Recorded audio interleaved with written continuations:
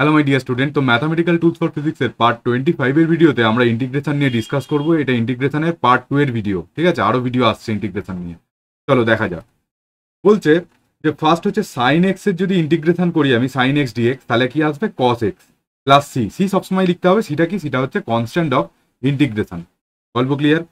Cos x এর যদি করি তাহলে কিন্তু আমার সাইন এক্স। এবার মাথায় রাখতে হবে কস সিও থাকলেই ডিফারেন্সিয়েশনের ক্ষেত্রে কিন্তু মাইনাস আছে, কিন্তু ইন্টিগ্রেশনের ক্ষেত্রে গল্পটা উল্টো। সাইন এক্স এর ডিফারেন্সিয়েশন করলে মাইনাস আসবে, কস এক্স এর ডিফারেন্সিয়েশন করলে কিন্তু প্লাস সাইন এক্স আসবে। ঠিক, ই টু দি পাওয়ার এক্স এর ডিফারেন্সিয়েশন করলে খুব ভালো ছেলে, ডিফারেন্সিয়েশন করলেও কোনো চেঞ্জ হয় না, ইন্টিগ্রেশন করলেও কোনো চেঞ্জ হয় না, ই টু দি পাওয়ার এক্সই থাকে, আর একটা ইন্টিগ্রেশন কনস্ট্যান্ট তো থাকেই। আরও কিছু ফর্মুলা দেখে নেওয়া যাক।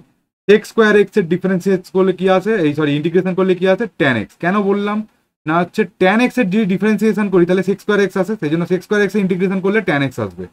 সেম জিনিস কিন্তু সব কটার গল্প সেম। এই সি এসি, সি মানে কি? সি এস সি, এটা মানে হচ্ছে কোসেক। এটা মাথায় রাখবে, এটা আমার টাইপ করতে সুবিধা হবে বলে এটা লিখিনি, ঠিক আছে? এটা হচ্ছে কোসেক। সি এস সি মানে কোসেক স্কোয়ার থিটা, মানে তার তার যদি করি তাহলে আমরা কি হবে? মাইনাস কট, ঠিক আছে? আচ্ছা, এবার কি বলছে? বলছে যে সেক স্কোয়ার ট্যান, সেক ট্যান যদি করি তাহলে কি আসবে? তাহলে আসবে হচ্ছে শুধু সেক। কোসেক কট যদি করি তাহলে মাইনাস কোসেক।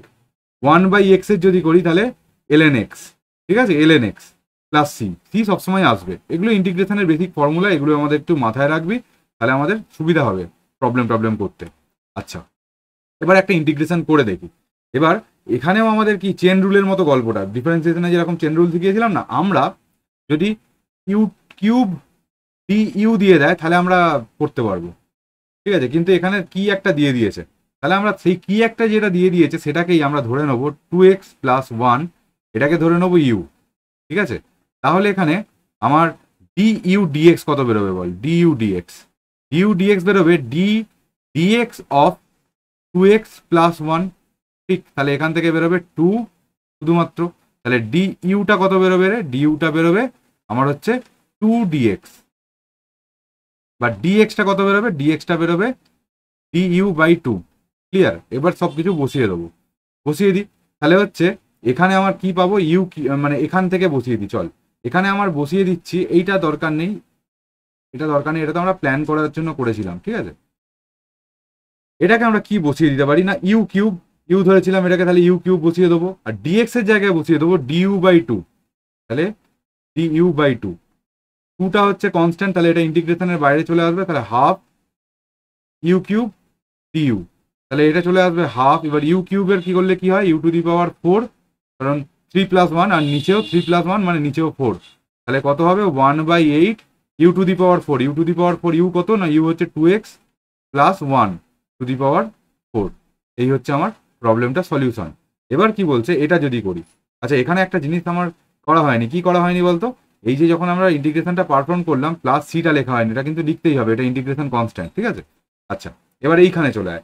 এখানে কি বলছি? এখানে বলছি যে এক্স স্কোয়ার 3x প্লাস 4 দেওয়া আছে, তাহলে এটাকে ইন্ডিভিজুয়ালি আমরা ভেঙে নিতে পারি। এক্স স্কোয়ার ডিএক্স প্লাস, এখানে আমি লিখতে পারি 3x ডিএক্স প্লাস, এটাকে লিখতে পারি 4dx। গল্প ক্লিয়ার? তাহলে এখান থেকে আমি লিখতে পারি x cube by 2 plus 1 plus, এখানে কি লিখতে পারি? 3, এটা হচ্ছে এক্স ডিএক্স, 3টা বাইরে বেরিয়ে গেল, প্লাস 4টা বাইরে বেরিয়ে গেল, শুধু ডিএক্স, ঠিক আছে? আচ্ছা, এবার দেখ একটা জিনিস, এইখানে যদি আমরা, আচ্ছা লাস্টে বলছি, চলে আয় এটা।